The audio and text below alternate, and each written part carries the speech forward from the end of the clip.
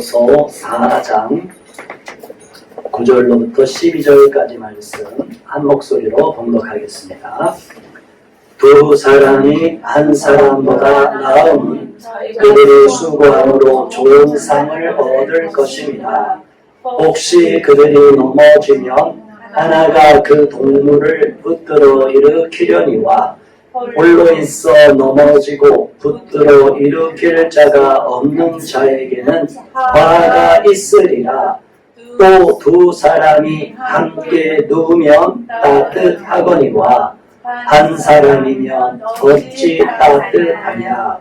한 사람이면 해야겠거니와 두 사람이면 맞설 수 있나니 세 겹줄은 쉽게 끊어지지 아니하느니라. 아멘. 오늘은 결혼의 4가지 큰 유익이라는 제목으로 은혜를 나누겠습니다. 오늘날은 결혼에 대한 가치가 많이 폄하되고 있는 시대입니다. 이왕이면 혼자 사는 것이 좋다, 이런 잘못된 신화와 신념이 팽배해져 있습니다. 부정적인 학습된 이론과 그런 지식으로 인해서 많은 사람들이 결혼하지 않고 사는 것이 더 좋다, 이대로가 더 편하다라고 얘기하는 분들도 있어요. 그런데 사실은 저와 그런 분들과 제가 깊이 만나 상담을 해보면 그 내면 속에 결혼에 대해서 방어적으로 임할 수밖에 없는 지난날의 많은 아픔과 부정적으로 학습된, 경험된 부정적인 아픔의 편린들이 남아있어요. 그것 때문에 자기도 모르게 결혼이라는 이미지를 떠올리면 부정적인 이미지가 자리를 잡아서 자기도 모르게 방어 기제가 작동이 되는 것을 봅니다. 자, 여러분, 결혼이라는 것을 만일 나쁘다고 생각했다면 하나님이 결혼이란 제도를 만드셨을까요? 안 만드셨을까요? 만들지 않으셨을 거예요. 하나님이 결혼이란 제도를 주신 이유는 우리에게 너무나 많은 유익이 있어요. 이거 오늘 본문 외에도 그 외에 결혼이라는 것을 놓고 우리가 따지면 너무나 많은 유익들이 있는데, 특별히 그 중에서 4가지만큼 먼저 특별한 은혜니까 우리 모두가 결혼에 대해서 긍정적인 시각을 갖고 결혼에 대한 소망을 품고 결혼을 통해서 이러한 위로와 힘을 얻으라는 그 메시지를 여러분이 받으시면 좋겠습니다. 결혼이라는 것은 먼저 우리가 은사로 해서 독신의 은사자, 결혼의 은사자냐라고 구분이 된다고 제가 시간이 날 때마다 말씀을 드립니다. 고린도전서 7장 7절에 보면 하나는 이러고 하나는 저러하다. 은사를 받은 게 다르다는 거죠. 그런데 많은 분들이 나는 독신의 은사라고 생각을 하는데 실질적으로 보면 독신의 은사가 아니고 결혼의 은사자라는 것을 알게 됩니다. 그런데 그런 사실을 모르고 나는 독신의 은사인데 결혼을 신경을 안 쓸 건데 나는 하나님 이름만 열심히 낼 건데 해서 해외 선교지로도 가고 특별한 사명을 받아서 열심히 주일에 감당하는 분들이 있어요. 그런데 그분들이 나중에 저한테 와서 고백을 합니다. 목사님, 제가 독신의 은사인 줄 알았는데 알고 보니까 독신의 은사자가 아니었네요. 아, 그러셨어요? 지금이라도 깨달았으니 너무 감사합니다. 그 나이가 40 초반일 수도 있고 어느 분은 50이 넘어서도 이제 그게 오는 거예요. 혼자서 견디고 은혜가 충만할 때는 혼자 있어도 괜찮다고 싶은데 나중에 보면 독신연사자가 아닌 거예요. 그래서 뒤늦게 해외 멀리 잘 선교사들이 안 가는 지역의 선교사인 분들이 저한테 또 문의를 하십니다. 목사님, 어떻게 할까요? 제가 아무리 봐도 독신연사자는 아니고 기도를 했는데 한 몇 년 동안 기도했는데 뒤늦게 형제 하나를 보내주셨는데요. 저랑 나이 차이가 20년이 나고요. 30년이 나고요. 어떻게 하면 좋겠습니까? 또 어느 똑같지도 않는 저기 중동 지역으로 간 분도 있고 저기 남미 지역으로 간 분도 이제 이런 경우가 있어요. 그러면 중국에도 그러고 그럼 어떻게 합니까 여러분? 중동은 많이 가요. 근데 제가 말씀드린 쪽 오지, 중동이나 저기 남미 쪽이나 그런 쪽은 잘 안 가요. 그러니까 많은 경우에 있어서 하나님은 하늘에서 낙하산으로 뚝 떨어뜨리는 선물들이 많이 있습니다. 그 선물은 우리 예전에 시몬스 층계 광고 한번 보신 적 있으시죠? 어느 자매가 그냥 하나님 제발 뭐 짝을 보내주십시오 해갖고 기도했는데 어느 낙하산으로 툭 떨어진 사람이 낙하산이 안 펴져갖고 뿡 떨어져갖고 시몬스 침대 옆에 떨어졌어. 기절했는데도 자기는 잠을 잔 거예요. 침대는 안전하고 그랬는데 그 다음 장면이 더 재밌습니다. 어떻게 했을까요? 그 남자가 일어나고 나서 그 자리에 머물러 있을까요? 아니면 사망에 이르렀을까요? 정신이 차리면 얼른 내가 여기 있지? 자기 자리로 갔을 거예요. 하나님께서 하늘에서 공수로 뚝 떨어지는 배우자는 그런 식으로 이집까지 역사하지 않으셨어요. 그래서 이스라엘 나라의 결혼 제도를 보면 거강꾼들이 있어요. 중례쟁이. 중례쟁이들이 있어서 우리 꼬맹이들이 아주 그냥 은혜가 넘쳤어요. 방 안에 가서 우리 둘이 하시고 놀라고요. 자, 우리 아이들이 같이 이렇게 결혼해서 자녀들을 낳는 것도 축복이에요. 더 중요한 것은 뭐냐? 하나님께서 짝을 맺어줄 때 직접 만날 수 없으면 기회가 없으면 만날 수가 없어요. 그래서 하나님이 이삭과 리브가를 만나게 할 때도 종 엘리에셀을 보내서 그 엘리에셀을 통해서 짝을 만나게 하셨어요. 자, 그런데 많은 경우에 있어서 하나님을 믿는 사람들이 결혼기도 합니까? 아니면 결혼기도 10년 하셨어요? 10년 했어요? 20년 했어요?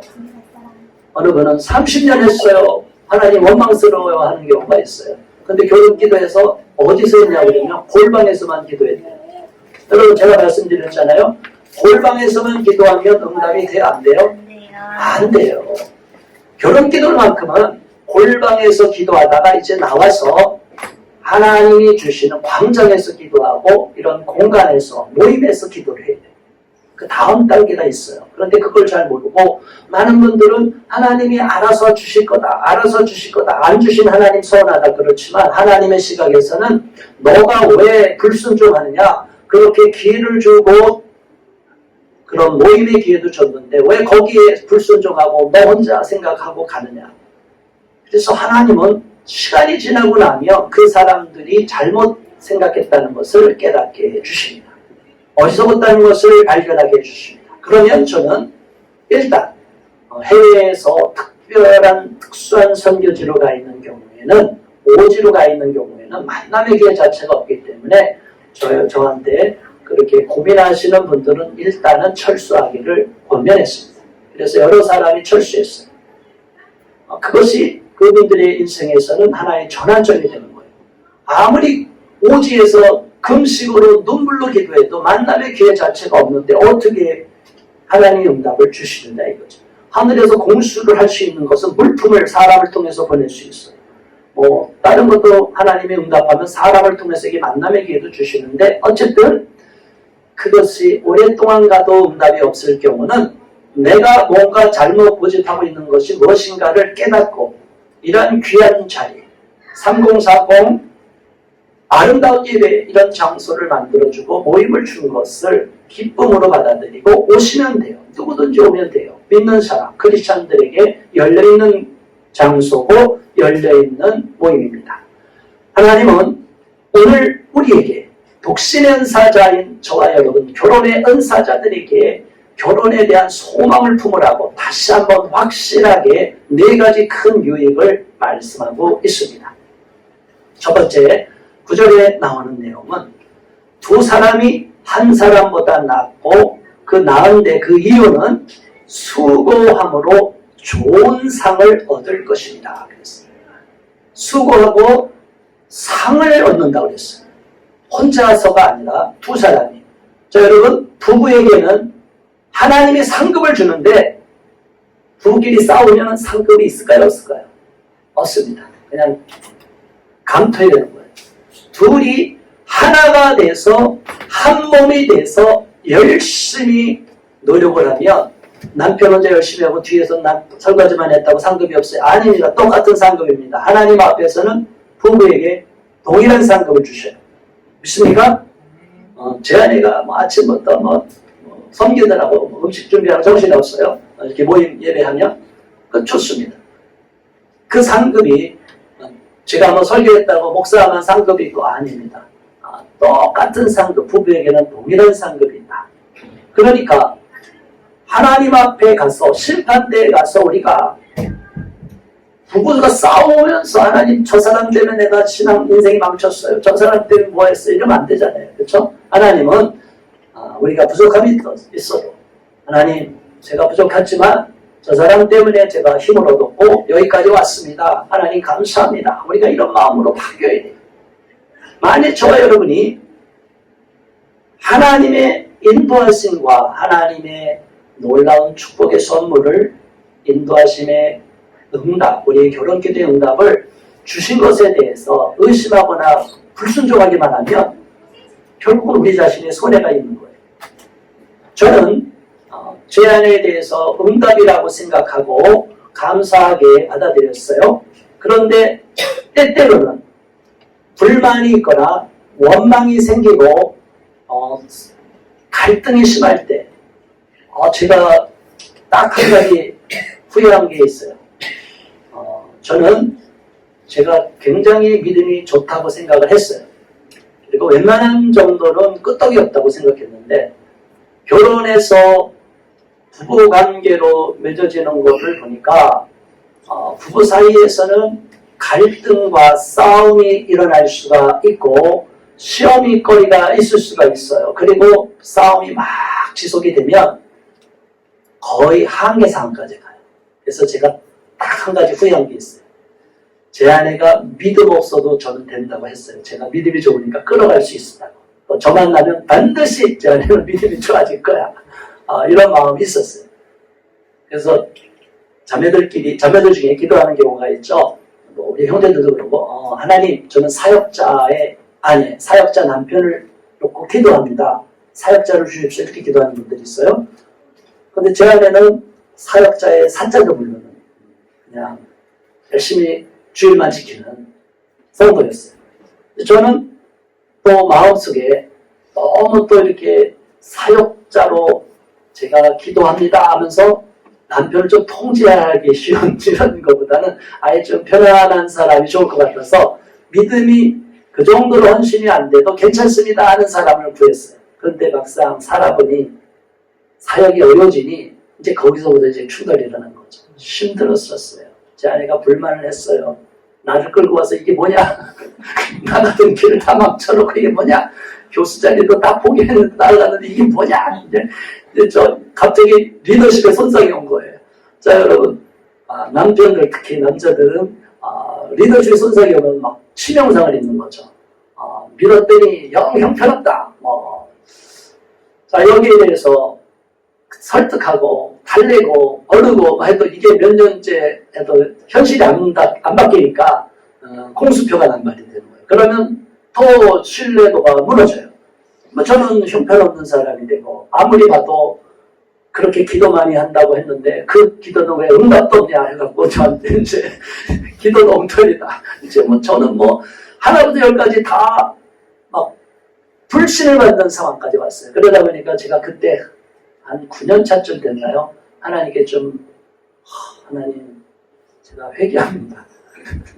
믿음 좋은 자매를 구했고 믿음이 좋지 않고 괜찮고 그냥 나만 잘 따라온다 이런 자매를 구했는데 하나님 보니까 진짜 저도 힘들잖아요.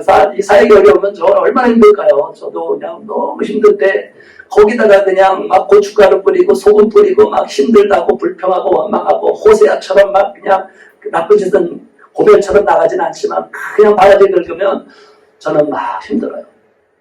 그래서 짧게나마 제가 잘못 기도한 거에 대해서 회개했어요. 하나님, 제가 믿음 없는 자매로 구한 거 회개합니다. 이럴 줄 알았으면 제가 진짜 믿음 좋은 자매를 구해야 되는데. 그래서 여러분들, 기도를 정확하게 했어요. 여러분 기도가 나중에 다 상달이 되고, 여러분이 기도하니까 그런 자매 얻은 거고, 그런 남편 얻은 거예요. 나중에 보면. 그러니까 원망하면 돼요? 안 돼요? 안 돼요. 그래서 제가 회개하고 나서, 그러면 제 아내를 주셨기 때문에 제 아내를 하나님 바꾸시든가 아니면 끝을 내든가 마음대로 하세요. 그냥 간절히 기도했더니 제 아내가 이제 숨통을 어디로 찾았냐면 기도원으로 가기 시작했어요. 이게 저한테 답이 없는 거예요. 아무리 뭐 저한테 뭐 쫄라도 현실적으로 상황 안 바뀌니까 이제 본인이 이제 혼자서 이제 기도원으로 이제 가기 시작을 했어요. 그래서 거기서 조금 변화가 되고 은혜를 사모해서 그러다가 나중에 이제 몇 년 전에는 이제 같이 산기도까지 갔어요. 이제 이렇게 지금까지 은혜를 받고 있어요. 하나님이 주시는 은혜가 제가 아무리 혼자 다 한다고 독신연사자는 바울은 바울 혼자 상급이 다 있어요. 디모데 혼자 상급 다 있어요. 엘리사 혼자 상급 다 받았어요. 그런데 부부로 커플로 이렇게 맺어진 분들 베드로 주의 사도들 그리고 주의 형제 야고보 우리가 유다 그 다음에 또 다른 사도들은 결혼한 커플로 부름을 받은 주의 종들은 결혼한 아내에게도 상급이 있다는 거예요. 그러면 목회자만 그러냐? 아니에요. 여러분 모두 이렇게 똑같은 상급이에요. 결혼한 사람들은 부부가 동등한 상급과 은혜를 받는다는 것을 믿으시기 바랍니다. 근데 요즘 젊은 부부들은 결혼해도 다 통장이 따르고 관리도 다 따로 하고 아주 이거 정말 나중에 결혼 세미나 예비학교 부부 세미나 이거 하면요 이거 갖고 갈등하는 사람들이 많아요. 저희는 뭐 있든 없든 저는 신조가 그래요. 뭐 많이 벌든 적게 벌든 따로 통장을 받으면 저는 이렇게 고민을 해요. 통합 통장을 하나 만들어서 거기다 다 집어넣어라. 그리고 관리를 공동 관리를 하라. 그게 힘들면 잘 합의를 해서 양쪽이 같은 따로 통장을 갖고 있대 서로가 똑같은 권리를 부여해라. 자 여러분 이거 주머니 하나 바꾸는 거 통장 관리부터 이거 쉬운 거 아니에요. 생각이 다른 분이 있을 수 있어요. 가치관이 다를 수가 있어요. 근데 저는 그런 생각을 갖고 있고 제 아내는 저와 뭐 요즘은 너무 세상이 약해지고 음란해지니까 부부가 서로 이메일을 허락 없이 보는 것도 이혼 사유가 돼요. 지금 이런 세상이 되버렸어. 감축게 뭐 있어요? 카톡 감축게 있어요? 비밀 번호 놓고 알람해주고. 자 여러분 이 음란한 시대 우리 크리스천들은 절대 그래서는 안 될 줄로 믿습니다. 저는 제 아내에게 핸드폰이고 뭐고 다 비밀번호 공개해요. 혹시라도 제 아내가 제가 딴짓거리나 다 뒤져봅니다. 없어요. 이제 보지도 않아요. 제 아내도 다 줘요. 여러분 보고 감추게 뭐가 있어요. 이메일을 따로 뭐 어떻게 남편과 아내 만족이 없어서 딴 사람과 대화하고 이럴 필요가 있어요 없어요. 핸드폰으로 비밀번호 걸어갖고 부부끼리도 비밀번호 안 알려주고 이거는 뭐 부부가 서로 몰래 텔레그램 해갖고 이상한 쪽이랑 가고 이러면 안 된다. 자 여러분 오늘 이 시대가 왜 무너지느냐? 가정이 무너져서 그래요. 근데 가정이 무너지는 원인이 뭐냐? 부부간에 비밀이 많았어요. 하나님은 처음에 아담과 하와를 만들어서 에덴 동산으로 인도하실 때 벌거벗게 하셨어요. 있는 거 없는 거 다 드러나게 하셨어요. 수치가 없어요. 죄가 없으면 수치도 없어요. 그래서 결혼은 잃어버렸던 신라원을 완전한 회복하는 복락원으로 가는 거예요. 그러니까 부부 사이에는 서로 부끄러움을 못 느끼게 되잖아요. 결혼해서. 근데 결혼한 부부가 10년, 20년이 지났는데 고민이 될 수 있어요. 목사님, 우리 남편은, 제 아내는 아직도 안 보여줘요. 뭐 이런 식으로. 자신의 그 있는 모습을 안 보여줘요. 그거 고민이 될 수도 있어요. 많이 흉터가 있어. 흉터 있다고 얘기하고, 뭐가 있으면 얘기하고. 예전에 어느 자매가 저한테 고민했어요. 흉터가 있어요. 화상 흉터가 있어요. 근데 교제 중에 이걸 더 고백해야 될까 말아야 돼. 그런데 노출되는 부위에는 안 보여요. 등 쪽에, 뒤쪽에. 그러니까 이건 비밀로 해도 되는 거야. 근데 이 자매는 이 얘기를 안 하고 가면 굉장히 나중에 남편이 알아서 혹시라도 마음이 돌았을까봐 그게 불안한 거야.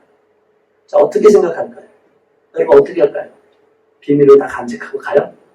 그래서 끝까지 샤워하는 모습을 안 보여주고 그냥 그렇게 가요? 자, 저는 정말 하나님이 짝지어준 부부라면, 정말 그 사람을 사랑하고 아낀다면 그 사람의 허리, 부위, 뭐 어떤 장애, 뭐 중병이다 이런 것도 알리고 결혼하면 상관이 없어요. 근데 비밀로 하면 문제죠. 그렇죠?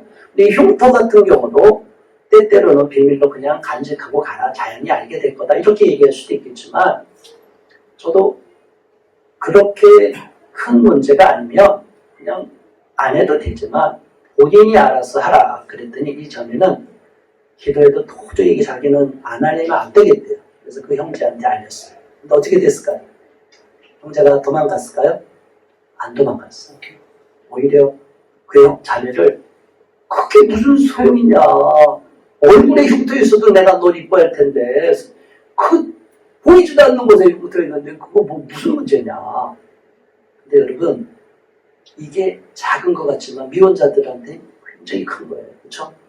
자기 요만큼의 약점 하나가 드러나면 굉장히 상대방한테 거절당할까봐, 이 사실을 알면 상대방이 나를 탁 떠나갈까봐 두려운 마음이 있어요.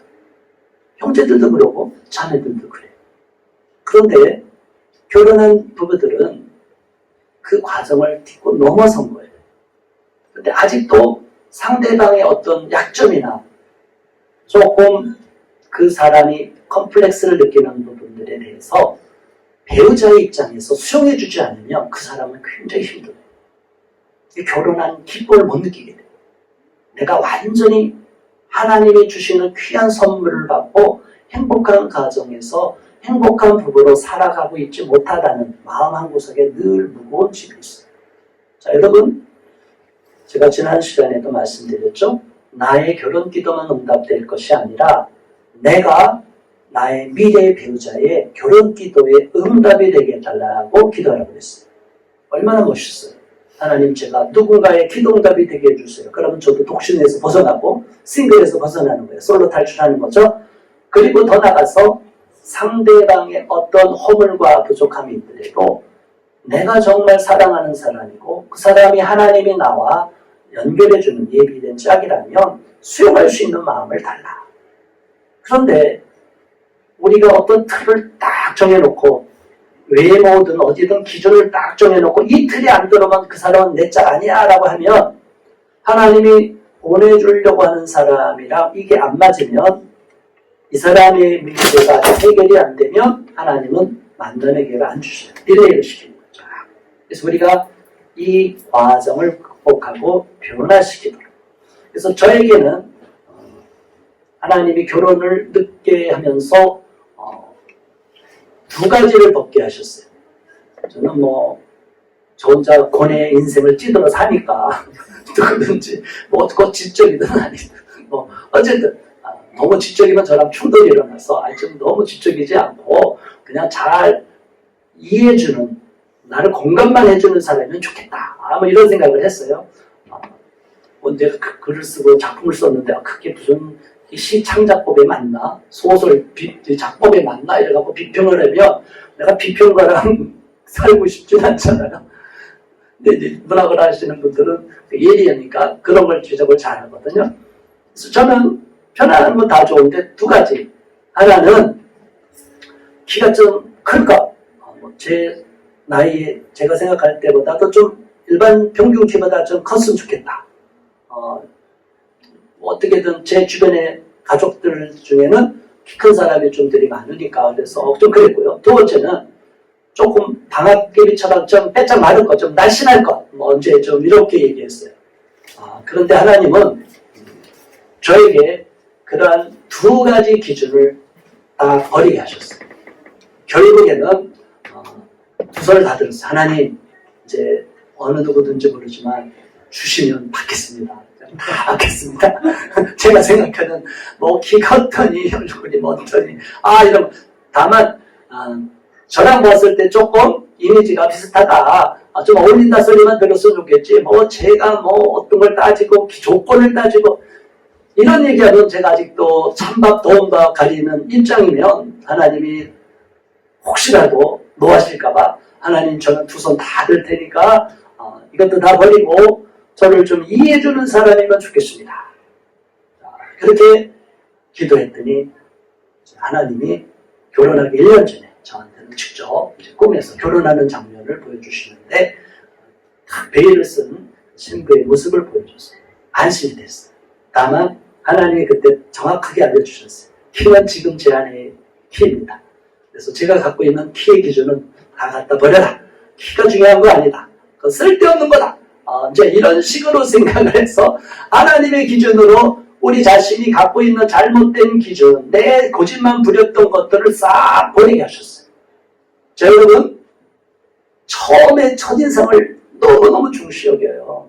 첫 번째 장애 요소가, 제 결혼의 장애 요소 여러 가지가 있는데 그 중에 하나 딱 보면 몇 가지, 10가지 리스트 중에서 첫 번째 중요한 게 뭐냐면 첫인상의 함정이에요.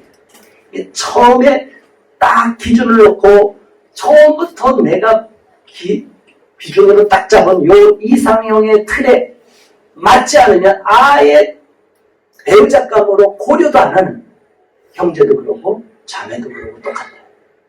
자, 이러니까 우리가 너무나 눈이 까다로우면 하나님이 보내주시는 사람에 대해서 선택의 기회를 너무 좁혀놓으면 이 사람과 만남의 과정 속에서 하나님이 역사할 수 있는 공간이 없어요.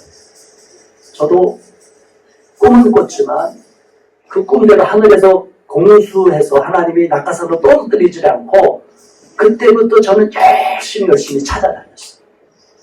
이제부터 누가 주변에서 이 사람 한번 만나겠느냐 이렇게 얘기하면 거부하지 않고 또 이런 모임이 있는데 가보지 않겠느냐 그러면 세상 모임이 아니라면 또 가보려고 하고 근데 제가 있을 때 이런 모임이 없었어요. 그래서 저는 여러분들에게 이런 모임의 자리를 만들어주고 싶은 것이 너무나 간절하고 정말 누구든지 만나서 서로 자꾸 은혜 가운데서 예배드리면서 서로 자연스럽게 대화할 수 있는 기회를 주기를 원했어요. 자, 첫 번째로 해서 상급이 있기 때문에 우리는 우리 기준을 버리고 좀 하나님의 시각으로 변화되면 좋겠다. 자, 두 번째로 큰 상급, 큰 유익이 있습니다. 결혼하는 커플이 싱글보다 낫습니다. 우리 10절 다시 한번 읽겠습니다. 시작. 혹시 그들이 넘어지면 하나가 그 동물을 붙들어 일으키려니와 홀로 있어 넘어지고 붙들어 일으킬 자가 없는 자에게는 화가 있으리라. 자, 여러분, 결혼하면 평생 나의 아군, 나의 지지자를 얻는 거예요. 믿습니까?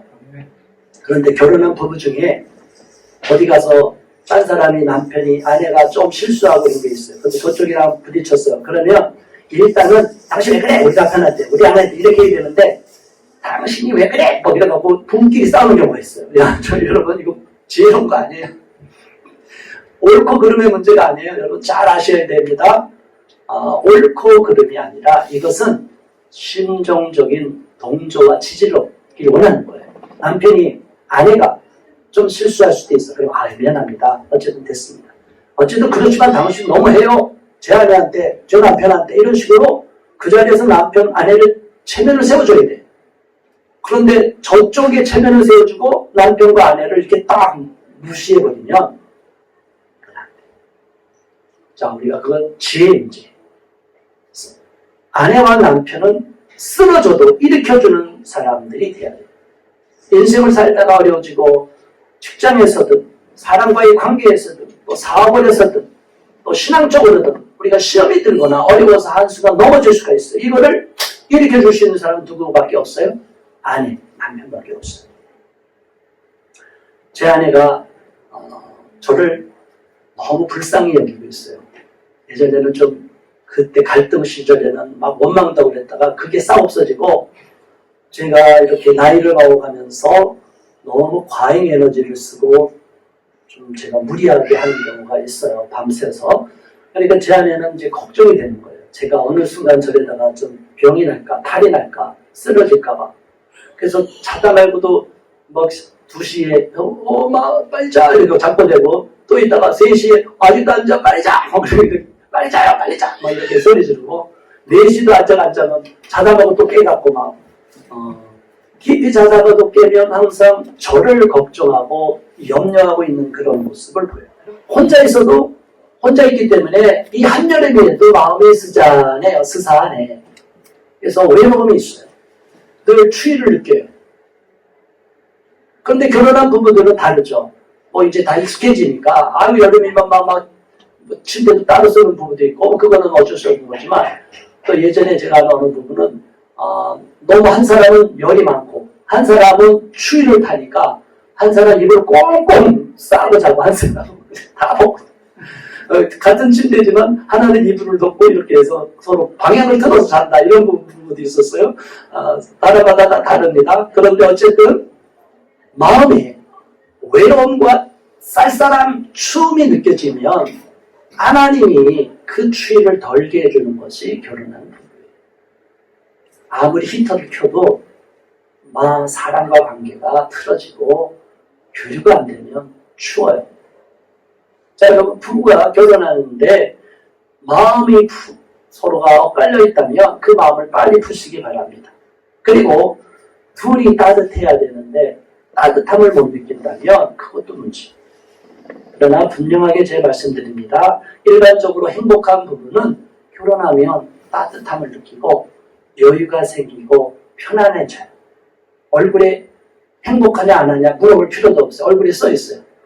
행복하게 보여지고 실제로 행복해요.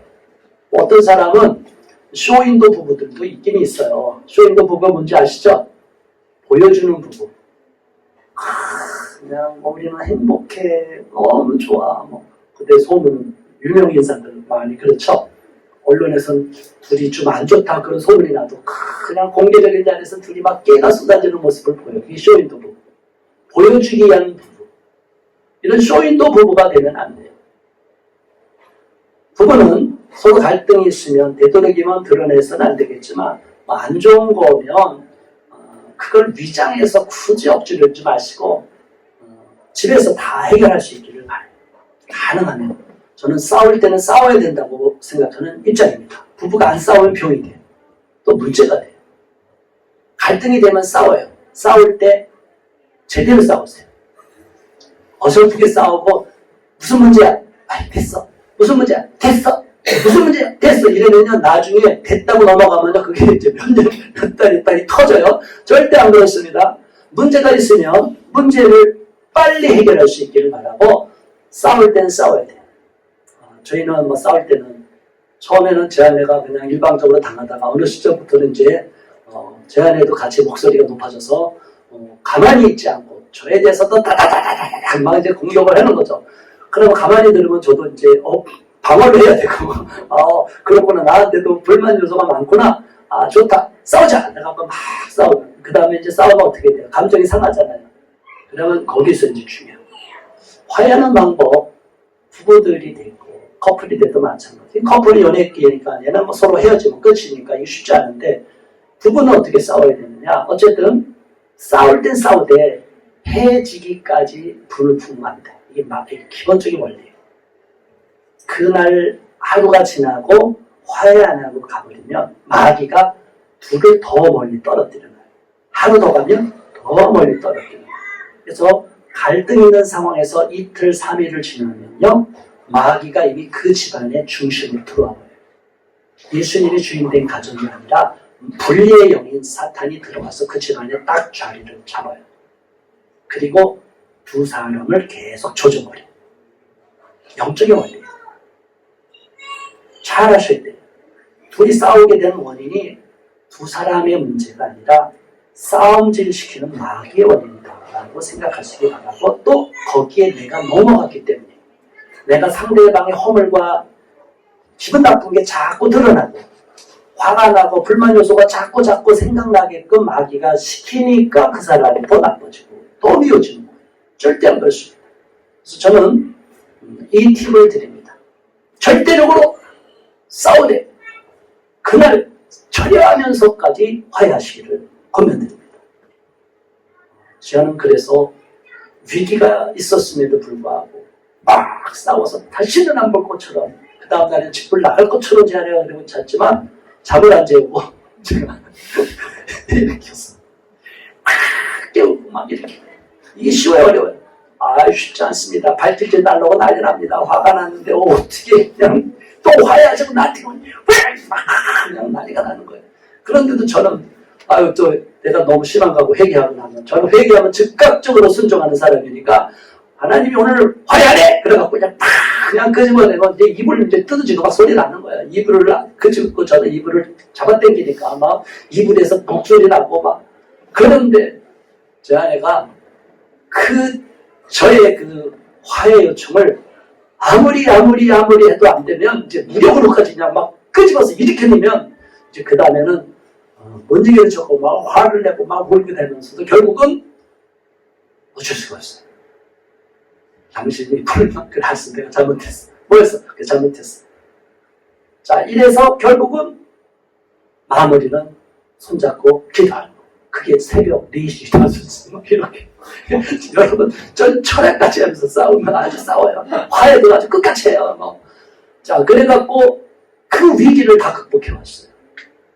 혹시라도 싸움의 비법을, 부부 싸움의 비법을 모르는 분들, 선을 지켜라, 10가지 기본 원칙. 그런데요, 사실은 붙어버리면 그게 뭐 따질 게 없어요. 그냥 바로 전면전에 붙어버리니까 이럴 때는 간단합니다.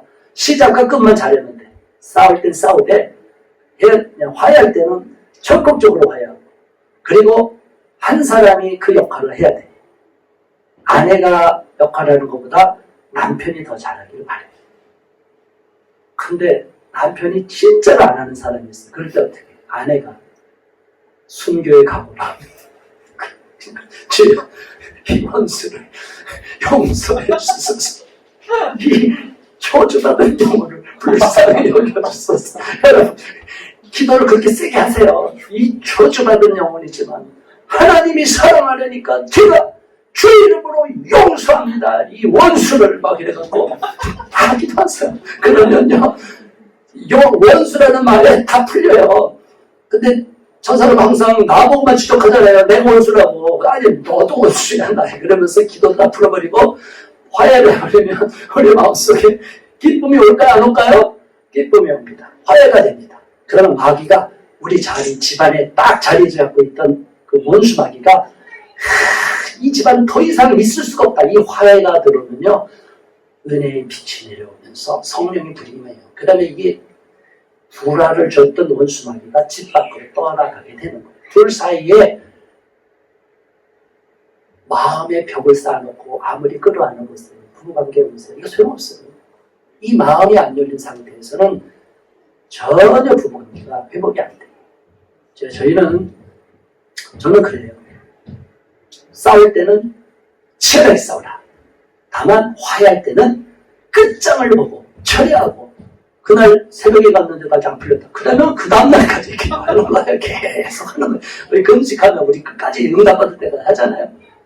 정해서 새벽 아침쯤 되면요, 다들 지쳐요. 어느 누구든 다 지쳐. 그러면 아유, 귀찮아서도, 예수님이 그랬어요. 강청함으로 두들기니까 저 귀찮으니까 그냥 들어줘라. 이해가 되시죠? 이 하나님의 영적인 원리예요. 사람과의 관계도 다른 사람 관계는 이게 안 돼요. 근데 부부는 그 원리가 작동이 돼요. 한쪽이 죽자사자 화해하자고 싸울 때 싸우다가도 한쪽이 죽자사자 화해를 선포하고 다가오면 나중에는 그게 풀려요. 자, 누가 십자가를 지는 것을 각 집안마다 나중에 알아서 응답 받으세요. 가능하면 양쪽이 다 응답 받기를 원하는데, 저희 집안의 케이스는 제 아내와는 제가 상처를 준 게 좀 더 많으니까, 저도 좀 날카롭고 일 중심적으로 몰아가다 보니까 좀 소홀히하는 경우가 있고 상처를 주는 경우가 있어요.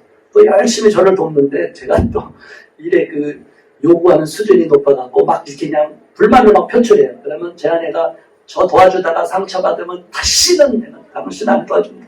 혼자 가서 다 하라고 막 제가 혼자 가서 하면 안 돼요. 저 혼자 가서 누가 가서 저한테 해보지 하면 옆에서 카메라 채찍을 해줘야 되는데 채찍자가 없으면 안 되잖아요. 그래서 저는 제 아내를 끌고, 제가 입지전적인 인물이에요. 저는 제 아내를 데리고 어디든지 시위 현장이든 지금 막 다 돌아다니고 있어요. 그래서 다른 분들이 저를 대단히 높이 평가하는 이유가 저 때문이 아니라 제 아내 때문에. 제 아내가 끝까지 저를 쫓아다니는 거. 다른 분들이 그래요. 어떻게 하면 목사님은 사모님을 그렇게 같이 모시고 다닙니까? 아, 예. 하나님의 은혜입니다. 그러면서도 제가 끌고 다닙니다. 아, 그리고 제 아내가 순종하고 옵니다. 자, 여러분, 쉬워요, 어려워요? 사역자도 저 같은 사역자는 특수한 사역자인데, 그럼에도 불구하고 부부가 함께 어디든지 가는 사역자는 제가 이렇게 시민운동을 해봤지만 아주 극히 드문 케이스. 근데 저는 40이 넘어서까지 너무나 홀로 외로웠기 때문에 제가 결혼하면 죽을 때까지 데리고 다니겠다. 그래갖고 제 아내 교수도 못 되겠어. 교수자니 가지마. 저랑 교회하니까 같이 저랑 사역을 하자. 저랑 같이 일을 하자. 자, 이런 마음을 갖고 가는 것이 하나님이 주시는 더 좋은 마음이다. 두 사람이 함께 누우는 것보다, 한 사람이 누우는 것보다 두 사람이 누우면 따뜻하고 외로움이 있었기 때문에 어디든지 같이 가려는 마음. 그렇다고 저처럼 꼭 똑같이 가려는 얘기가 아니라 부부는 항상 그런 마음을 갖고 가는 것이 굉장히 중요합니다. 그래서 결혼할 때 그런 소망을 갖고 기도하는 저와 여러분 되시기를 바랍니다. 자, 네 번째, 싱글보다 나은 커플, 결혼할 때 주는 네 번째 큰 유익이 있습니다. 12절입니다. 한번 다 같이 읽습니다. 시작! 한 사람이면 패하겠거니와 두 사람이면 맞설 수 있나니 세 겹줄, 3겹줄은 쉽게 끊어지지 아니하느니라. 이 말씀 사실은 전도서 4장 12절을 제가 확신하기 때문에 그렇게 지금까지 버텨온 거고 앞으로도 마찬가지입니다. 남편과 아내가 서로를 붙잡고 두 사람만 이렇게 실타래를 꼬면 나중에 지쳐서 한 사람이 손을 놔버리면 얼마나 버틸 것 같아요? 우리가 영화에 많이 나오잖아요. 낭떠러지 떨어지는데 줄 하나만 매달렸어. 근데 둘이 매달리니까 막 끊어지려고 해. 한 사람이 희생해야 되고 뚝 떨어지고 이런 비극의 스토리가 많잖아요. 여러분, 두 사람이 꼬인 줄도 튼튼하고 좋지만 두 사람만 갖고는 약하다. 그래서 하나님으로부터 응답을 받는 믿음의 커플들은 앞으로 여러분이 결혼을 하게 되면 또 결혼한 부부들은 절대적으로 3겹줄을 신뢰할 수 있기를 바랍니다. 두 사람이 아무리 싸우고 그래도 끝까지 하나님을 인정하고 두 사람 사이에 가정에 하나님이 주인이 되시고 쇠줄, 성령의 줄이, 성령의 밧줄이 내려오고 하나님이 주시는 쇠줄이 내려오면요, 둘이 동아줄이 끊어져도 그 줄이 붙어 있어요. 하나님이 내려주시는 줄은 쇠줄이에요. 그러니까 그 쇠줄에 우리가 묶여 있어서 세 사람이 부부가 묶여지고 성령님과 함께 묶여지는, 예수님과 함께 묶여지는 3겹줄은 절대로 끊어지지 않아요. 그래서 저는 크리스천들의 부부 문제에서 가장 큰 위기의 첫 번째 원인이 뭐냐? 기도하지 않기 때문이에요. 결혼하기 전에 커플도 마찬가지고 가장 큰 문제가 뭐냐? 기도하지 않기 때문에. 기도하지 않으면 위기가 와요. 둘은 좋아도 위기가 와요. 그래서 교제가 들어가지 않을 때 혼자일 때도 기도해야 되지만 교제가 들어갔을 때 결혼을 앞두고도 계속 끝까지 기도해야 돼요. 여자만 기도하는 게 아니에요. 남자도 기도하고 똑같이 기도해야 돼요. 또 결혼하는 부부도 기도해야 돼요. 결혼 전에는 자매들이 영적으로나 이렇게 뭔가 지식적으로나 뭔가 깨달으니 남성보다 좀 앞서가요.